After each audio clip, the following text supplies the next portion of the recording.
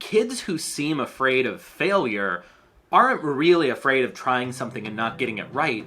They're afraid of judgment.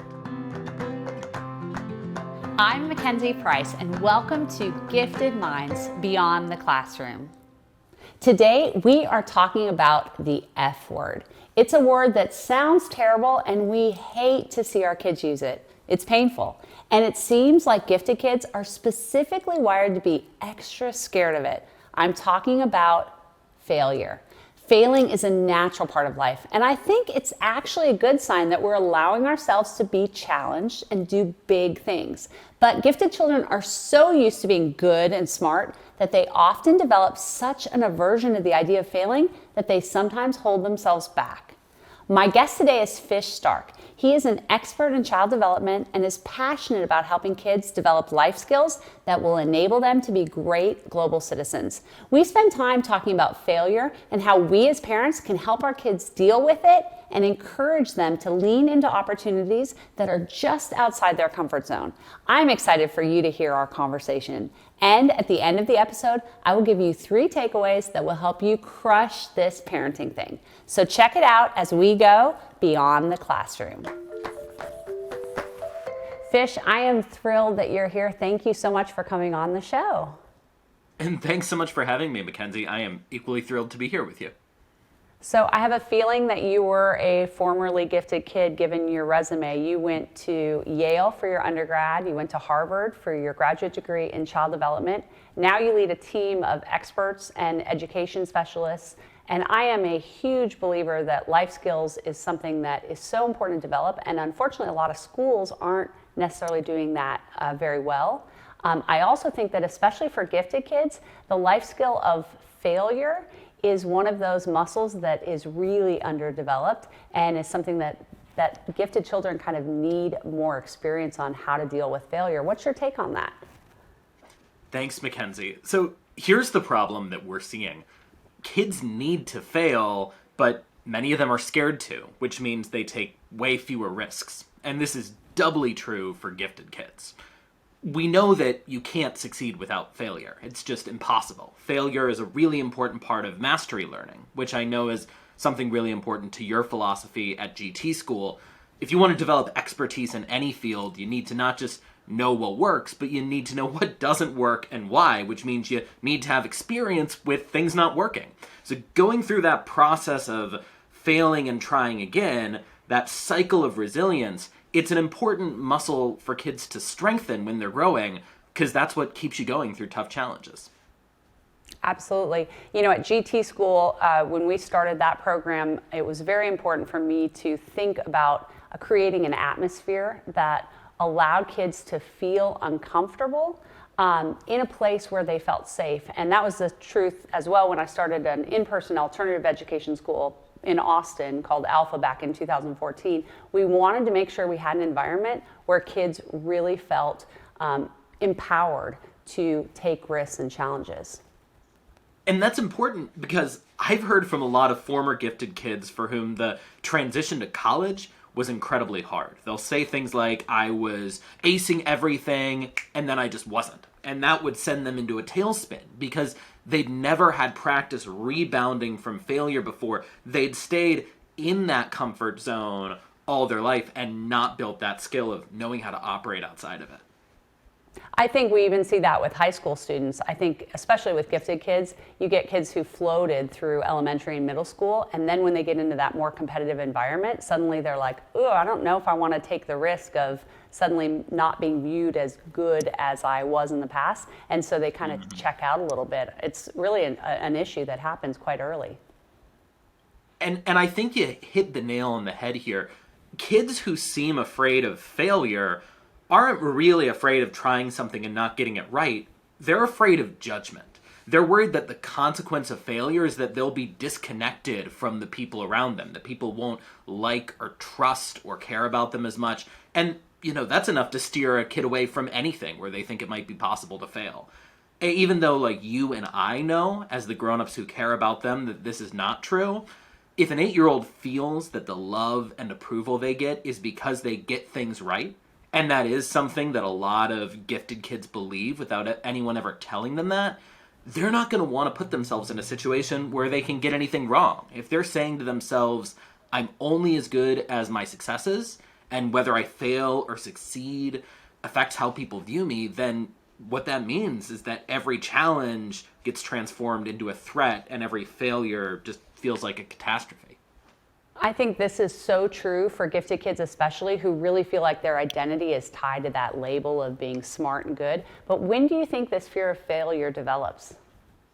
Yeah, I do not believe this fear of failure comes wired in kids. And if you want proof, you can just watch a baby or a toddler playing with blocks or stacking cups or a puzzle or any kind of physical toy, right? They will spend so much time trying to fit things together and stack things in ways that do not work. And they might get frustrated, but they don't get scared that their tower or their puzzle is not going to turn out the right way. In the research, we really see this confidence gap start to set in around ages 7 or 8, around a year or two into elementary school. But what we know is that gifted kids are naturally curious. They inherently want to try things out and see how they work and explore for its own sake. So with the right support, we can keep them in that zone where exploration is the name of the game. I feel like both of my girls kind of came out of the womb with this desire to do the right thing, to be perfect, to do well. And it was really, I was very fortunate because I think it was easy for me to find reasons to praise them. They did a good job. But then that can almost become like this dangerous cycle where the more I would praise, then the more nervous they would be to do something wrong or to step out of line. And I think that is a concern. What do you think about that? I think that's really important. We'll spend entire training sessions with our instructors just trying to break the habit of reflective praise.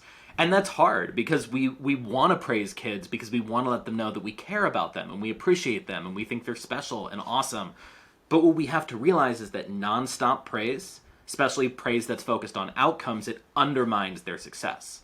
Because the more praise kids get, the more they're looking to others to validate their achievements rather than being able to confirm for themselves that they've done a good job. And the more they feel that they're valued for their accomplishments, that's just an express lane to a fear of failure, right? So then what do? Because you want kids to have feedback and you want them to know when they do something awesome that you appreciate it. Rather than giving evaluative praise, what I tell parents to focus on is labeling positive behaviors. Point out what you see and let a kid praise themselves. So, let's say you've been begging a kid to clean their room and they finally do it. You could swoop in with I'm so proud of you, you're so responsible, or you could just say, hey, you got everything picked up off the floor and you put your clothes away neatly and it looks very organized in here. Or if they did well on a test, you could say, you're so smart, or you could say, I noticed you've been studying really hard this week and it looks like it paid off. You barely missed any problems. And your kid's mind will go to, well, wow, I did a really thorough job, or wow, I really do get this.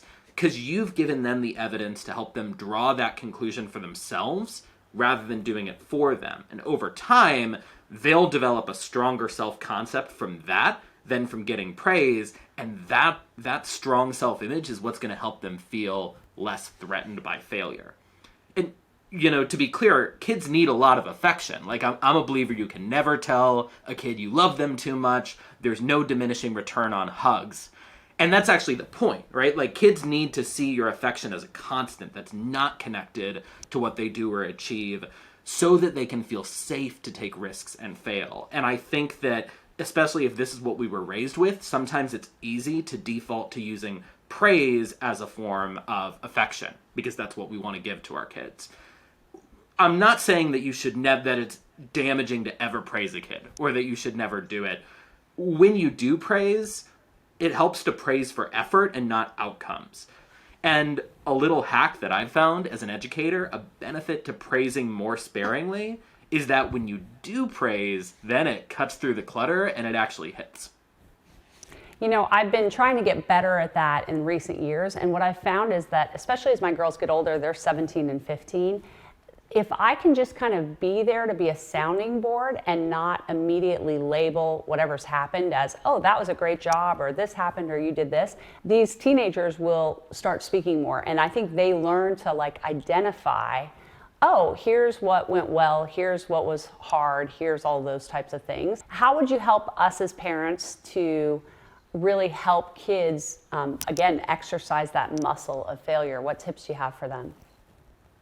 Yeah, a couple tips. So the first thing to do is acknowledge failure in a straightforward but neutral way. You can say, oh man, that didn't work out the way you hoped. I think some parents try to avoid acknowledging failure because they don't want their kids to feel self-conscious, but often when a kid sees that, the lesson they learn or the thing that they think is, oh my gosh, mom and dad are scared of that failure. They see it as bad or wrong, and that's why they're not saying anything. So a kid needs to have practice knowing that people around them are going to care about them and support them even when they notice that they've failed. I think that's so often I think parents are like, oh, we want to just rush through that experience because it feels like, oh, stressful, or the kid's going to be upset, and let's try to like get him over it right away. But that's a great thing. So acknowledge the failure is great advice. What else? Acknowledging the failure, and then I think you put it perfectly, not rushing through the experience and the reflection of failure, right? It's important to breathe and take a moment to feel it. Failure can be hard, it can be challenging, it can be discouraging, even as adults, right? I think I'm a pretty resilient person, but I still feel sad and frustrated when I put a lot of effort into something and it doesn't work out the way I hoped. But the thing that helps you build resilience is realizing that those feelings are temporary, that you sit with them for a while and then they go away and you feel ready to try again. Kids don't yet understand that that feeling is temporary, and they need experience sitting with the feeling for a while and then realizing it goes away on its own. As a parent, what you can do is help empathize with them, help label what they're feeling, and be like, yeah, it sucks, and it'll be okay, and let them work it out. I think a lot of parents, when their kid is reacting negatively or upset about failure, they'll default to, get over it, life isn't fair, stop whining. And that's actually just as damaging as not acknowledging the failure at all, right? Because what a kid needs is that practice sitting with the emotion and realizing that it goes away on its own. If you try and disappear that, whether it's by pretending the failure didn't happen or by sort of pushing down how they're feeling about the failure, they don't get the practice sitting with that discomfort and realizing that eventually, hey, this isn't going to take over my life, I'll feel better soon, and I'm ready to try the next thing. Kids need to get comfortable with the fact that we are going to have tough feelings that happen. We're going to have pain or suffering or disappointment or sadness. And I know parents hate feeling that too. It's probably a life skill that all of us can work on, is just being okay with sitting with others when they're going through something hard. I think you put it perfectly, Mackenzie. Kids need practice feeling their own emotions and realizing they're not going to be overwhelmed by an emotion that's big and scary. And they need to be able to see what it looks like to sit with other people when they're working through big emotions. That's a skill that's going to help them in their relationships with collaboration.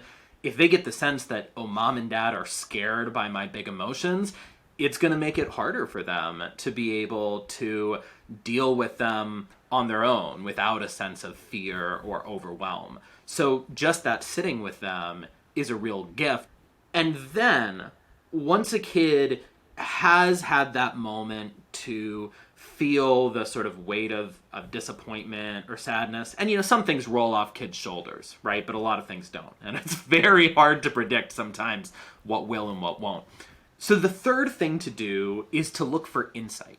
Every failure provides really valuable information about why something didn't work and what might work in the future. So when a kid is ready, you can help by asking targeted questions and actively listening while they reflect. Super easy prompts, like just as simple as, I wonder what you'll try differently next time. That can spur them into a really good cycle of self-reflection, and it'll help them see the failure for what it is. It's a data point, a piece of learning on the way to success, and that's going to put them in a mindset where they feel encouraged rather than beaten down.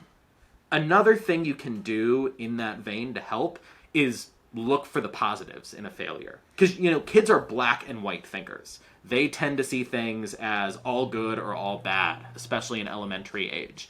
And for gifted kids who are used to this idea or socialized into this idea that they need to be always accurate, right? For them, the black and white is it's either perfect or it's a total failure. And one way to make failure less scary and therefore challenge more attractive is to help kids see the nuance and realize some of the positive things that they might have achieved or gained as a result of their effort. Maybe you didn't win the championship, but second place in the league is still a pretty big achievement. Maybe you didn't even place at the debate tournament, but maybe you met kids in other grades and you got to learn something about a really different and important topic. Those silver linings are hard for kids to see when they're in a place where they're thinking in a very binary way about success and failure. But as an adult, you can share that perspective when they're ready and help illuminate those silver linings. And the final thing to do is remind them that they'll have more chances, right? That's another thing that kids with their more limited sense of perspective miss. They're only as good as their last race sometimes, and they think, they have a harder time realizing that something they fail, they'll get lots and lots and lots of chances to try it over again. So if you can keep providing your kid with opportunities that are just outside of their comfort zone, that place of productive struggle, and remind them that failure now doesn't mean failure forever, because there are going to be lots of times to try out for this or master that or, build a relationship with this person. That's what's going to help them feel ready to rebound and come back. I think the real value here is that parents can offer kids the perspective to know that, hey, you had this experience where things didn't turn out the way you hoped or wanted or what you tried for, but there's a lot that you can still learn from it. And that is sometimes the best thing we can do, is just help our kids get comfortable with the fact that when they are out taking risks and making hard things happen, failure is going to be a part of that, right? We got to stumble on our way to leaping. I grew up in Colorado and I love to ski. And I always tell people who are new skiers that I'm going skiing with, I always say, if you're not falling, that's not a sign of improving. So I want to see more falling, because that's more improvement that you're going to have along the way. And I feel like it always makes people be like, oh, you're right. It's okay that I just toppled down the mountain, no big deal. Fish, thank you so much for coming here today and sharing with us. I think you gave us some phenomenal tips about how we can help our kids really develop that muscle of experiencing failure and getting over it well. I appreciate you being here. Thanks for having me, and thanks for starting a discussion about this important topic. It's hard. It's one we avoid because it's hard to see the people we love the most struggle. But at the same time, this is a really important skill for kids to develop, and there are a lot of easy things that we as grown-ups who love them can do to help them along the way to a point where they feel confident not just falling, but picking themselves up off the side of the mountain. Fantastic. Thanks, Fish. Take care. Thank you, Mackenzie. You too. Ready for today's takeaways? Here are the 3 things from this conversation with Fish that will help you encourage your kid to get comfortable with the F word and challenging themselves. Number 1, rather than giving evaluative praise, label the positive behavior. Point out what you see and then let the kid praise themselves. Number 2, acknowledge failure. Let your kid know that failure happens and it's part of life, and allow them to take a moment to feel it rather than rushing them to get over it. And number 3, help your child see the value of failure. Help them to examine their failure to figure out why something didn't work, the positives that did come out of that experience, and that they have more chances.